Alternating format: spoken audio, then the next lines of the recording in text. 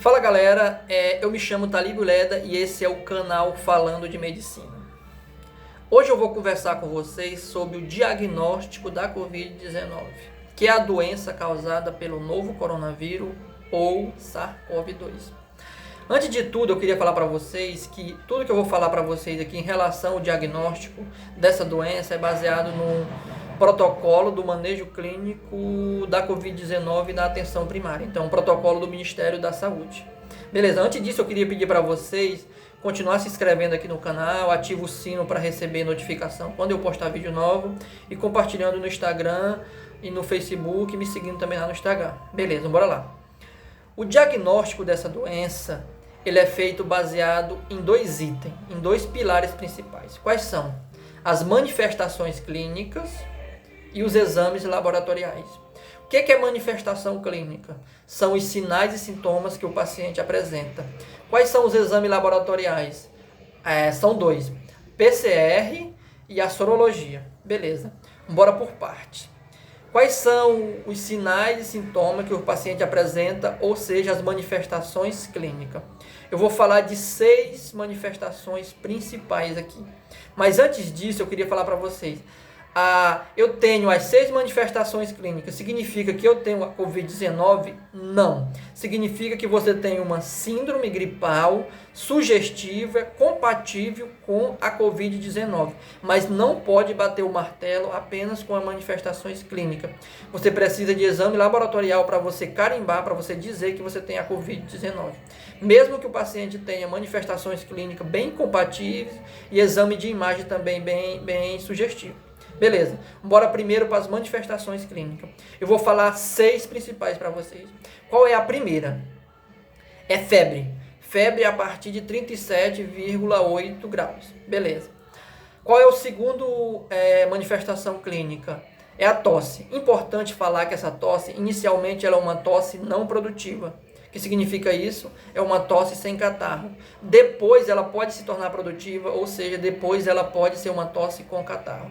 Então, repetindo, inicialmente a tosse pode ser uma tosse seca, depois uma tosse com catarro. Beleza, então, febre maior do que 37,8, tosse inicialmente seca, depois produtiva com catarro.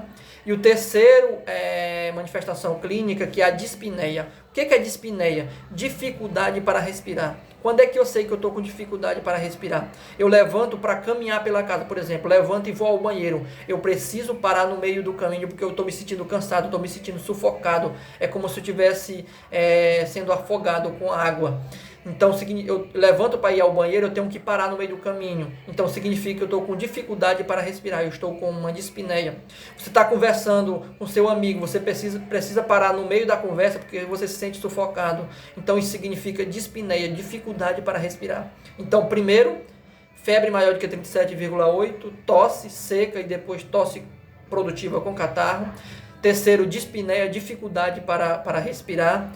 Quarto, mialgia, ou seja, dor muscular e fraqueza. Então, muitos pacientes têm relatado isso, dor muscular, fraqueza. E a quinta manifestação clínica é principalmente problemas nas vias aéreas superiores. O que é via aérea superiores? É nariz, aqui faringe, é garganta. Então o vírus ele tem uma capacidade de aderir às células do nariz aqui devido a receptores. Então ele causa aqui a alteração do olfato, a capacidade de sentir cheiro, que a gente chama de anosmia. Então o paciente também pode ter rinorreia, secreção, corrimento do nariz, inflamação, prurido. Então a gente observa também alterações nas vias aéreas superiores, principalmente cavidade nasal aqui.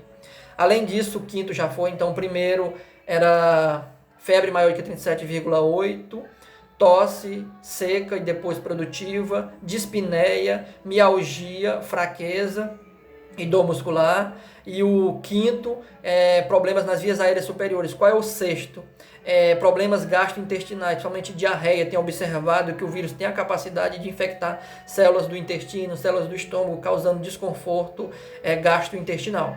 Então, esses são os 6 principais manifestações clínicas sugestivas, característica da Covid-19. Mas repetindo mais uma vez, eu não posso bater o martelo e dizer você está com Covid-19 apenas por apresentar febre maior do que 37,8, tosse, dispneia, dor e fraqueza muscular, problemas nas vias aéreas superiores e problemas gastrointestinais.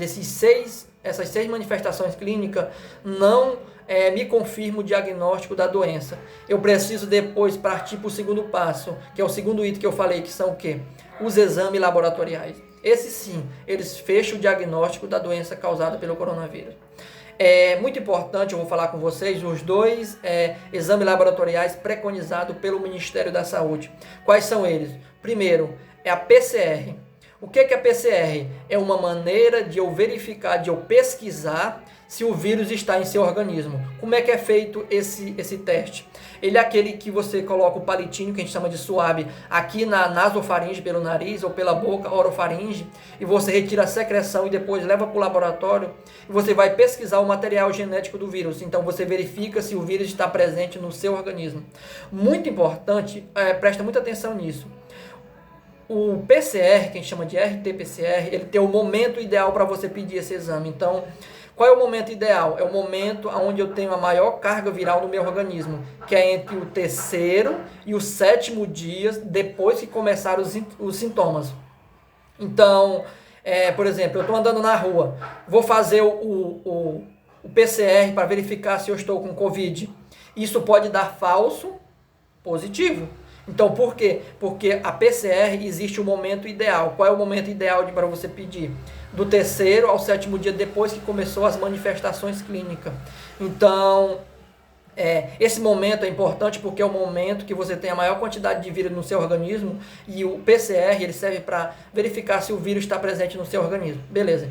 Então, é o primeiro exame laboratorial. O PCR, que ele é considerado o padrão ouro, ele tem a maior acurácia para detectar o vírus no seu organismo. Qual é o segundo? É a sorologia. A sorologia é mais barata, é mais fácil e ela já está sendo realizada em alguns locais públicos das cidades por aí. O que a sorologia faz? A sorologia, ela não vai pesquisar o vírus em si.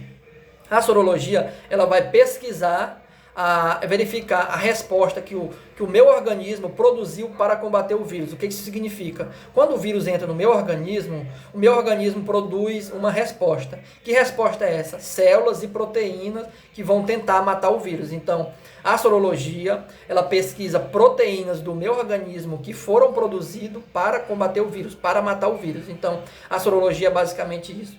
Assim como o PCR, que tem o momento certo para pedir, que é entre o terceiro e o sétimo dia, a sorologia também, ela tem o momento ideal para pedir, que é entre o sétimo e o 10º dia depois que começou as manifestações clínicas. Então, por isso que é muito importante nem todo mundo sair fazendo o teste pela rua aí. Por quê? Porque se você fizer o teste fora desse período que eu falei e ele der negativo, e você pode estar com o vírus e o teste der negativo. Por quê? Porque existe o momento certo de pedir o teste. Só repetindo, o PCR é entre o terceiro e o sétimo dia e a sorologia é entre o sétimo e o 10º dia depois que começou os sintomas. Mais um detalhe muito importante que eu queria falar com vocês é o seguinte. Suponhamos que eu tenho todas as manifestações clínicas, febre maior de que 37,8, tosse, dispneia, dor muscular e fadiga, problemas das vias aéreas do nariz aqui superior, problemas gastrointestinais e meu exame laboratorial PCR ou sorologia deu positiva. Significa que eu vou ter que fazer o tratamento? Não. Porque é muito importante. Como é que eu posso dizer? Os testes laboratoriais, eles são muito importantes para epidemiologia, para contagem de casos, levantamento de dados. Mas a decisão de tratamento do paciente leva em condição a clínica que ele está apresentando no momento. Ou seja, a dispneia dele, o exame de imagem. Então, é o seguinte. Um paciente está passando mal. Independente se o teste dele é positivo ou não para a Covid-19, eu tenho que fazer o tratamento para ele. Então, o tratamento leva em conta a condição clínica do paciente e não os exames laboratoriais. Então, por isso, nem todo mundo precisa sair pedindo exame laboratorial por aí. Porque a gente não tem um remédio específico para matar o vírus. Então, se você tiver o exame laboratorial específico e estiver passando bem, não precisa de tratamento. Então, era basicamente isso que eu queria falar com vocês hoje nesse vídeo. E valeu por ter assistido o vídeo até o final e não esquece de se inscrever no canal, fazer seu comentário e compartilhar nas redes sociais. Valeu, galera. Até o próximo.